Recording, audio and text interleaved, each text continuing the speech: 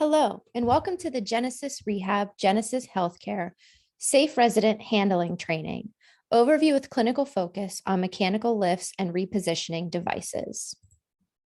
During this course, the participant will be able to identify who is involved in the Genesis Safe Resident Handling Program, including responsibilities of nursing and non-nursing team members, and also describe how the Genesis Safe Resident Handling Program works, including common equipment used and the key points for compliance and safety. Who is involved in the Safe Resident Handling Program? The answer is everyone. Company-wide participation is required for all Genesis centers. Licensed nursing staff in each center evaluate every resident to determine the safest method for transfer and repositioning. Nursing staff have a primary role in executing the Safe Resident Handling Program, but the non-nursing team members are also very important to the program's success. There are many departments besides nursing that have an important role in the Genesis Safe Resident Handling Program. Specifically, maintenance conducts monthly preventative maintenance and documents the functioning and conditioning of lifts in the TELS system.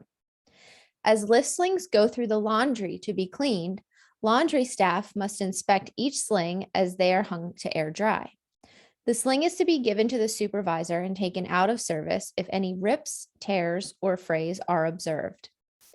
Social services assist with the managing of resident refusals and family communication. Admission staff may introduce the Genesis Safe Resident Handling equipment, such as lifts and repositioning devices, during family tours of the center. Rehab services are often consulted to determine the resident's function and weight-bearing status. Rehab also assists with staff training. Recreation services introduce the Genesis Safe Resident Handling Program to the resident council.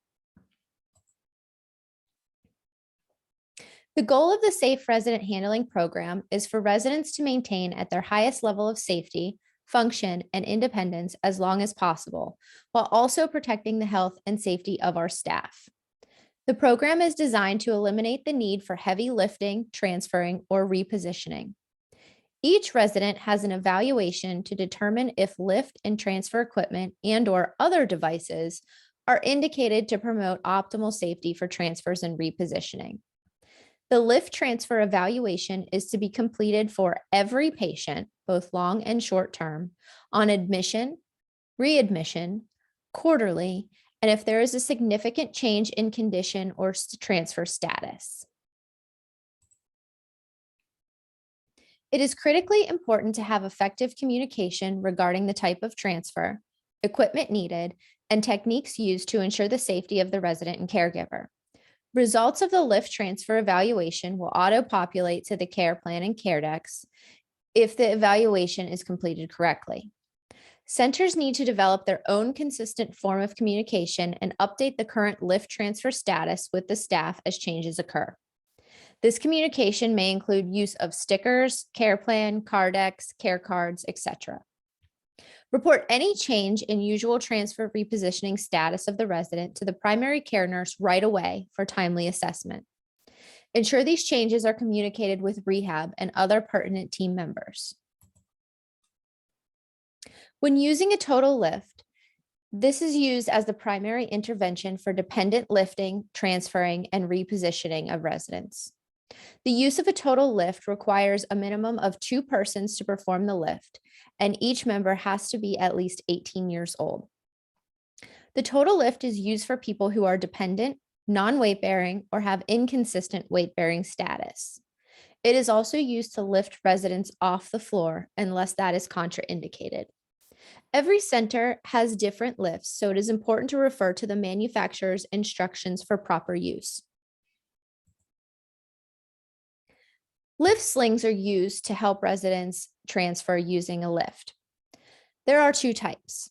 The divided leg sling is used with a total lift for the majority of our residents. The full body sling is only used when the divided sling is not appropriate. Examples of this would include a lift from the floor, a lower extremity amputation, history of hip fracture, hip surgery, or hip replacement within the last 12 months, inability of resident to lean forward independently or with minimal assistance while sitting for sling placement, resident preference, contractures that prohibit divided leg slings, residents whose legs are too heavy, large to manually lift, or uncontrolled seizures or body movements. The sizing of slings vary by manufacturer, so you will need to refer to the sling sizing guidelines to determine the appropriate size. Once the size has been determined, you match the sling color to the appropriate size indicated for the resident. The sit-to-stand lift may be used for those residents who meet the following criteria. They cannot be transferred from sitting to standing comfortably and safely by other transfer techniques. They have some weight-bearing ability. They have head and trunk control, and they can follow simple directions. The use of the sit-to-stand lift requires 2 trained staff members, each at least 18 years old.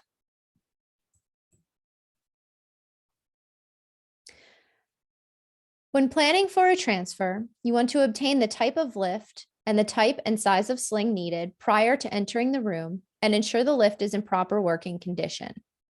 You always want to visually inspect all components of the equipment to be used during the lift before use. Ensure there are no rips, tears, fraying on the slings. The sling brand must match the brand of lift being used. For example, an Invacare sling must be used with an Invacare lift. Residents requiring the same size sling and type may share slings if the sling has not been used on bare skin, on a resident in isolation, or the sling is not wet or soiled. All slings must be wiped down between each resident's use. Notify your supervisor of any faulty equipment. Faulty equipment should be immediately taken out of service and put behind a locked door until it can be examined by maintenance and/or center leadership. Mechanical lifts must be regularly checked and cleaned and properly maintained, with lift inspections completed and documented by maintenance personnel or designee per established policy. Each lift comes with 2 batteries and a battery charger. Each battery should be labeled odd and even. Batteries labeled with an odd number should be used on odd calendar days, whereas batteries labeled with an even number should be used on even calendar days. Batteries should be charged on their non-scheduled day. Batteries that are changed daily extend the life of the lift battery and prevent the battery running low when lifting residents. Repositioning devices are used for those residents who are not able to reposition themselves in bed and have been assessed by a nurse as needing at least 2 persons to reposition in bed. Repositioning devices that have been reviewed and approved for the Genesis formulary should be used and include devices such as the BedPro and the Journeys Red Glide Sheet. It is expected that a repositioning device will be utilized instead of draw sheets for moving residents up in bed. Proper body mechanics while using mechanical lifts and repositioning devices are just as important as when assisting residents with active transfers. If an employee or resident injury occurs while transferring or repositioning a resident, your supervisor must be notified as soon as possible to ensure timely treatment and necessary reporting. Additional information or questions concerning the Safe Resident Handling Program can be found at the Google intranet site listed here.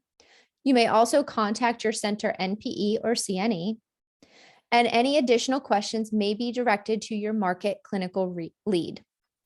Thank you for attending and watching this session.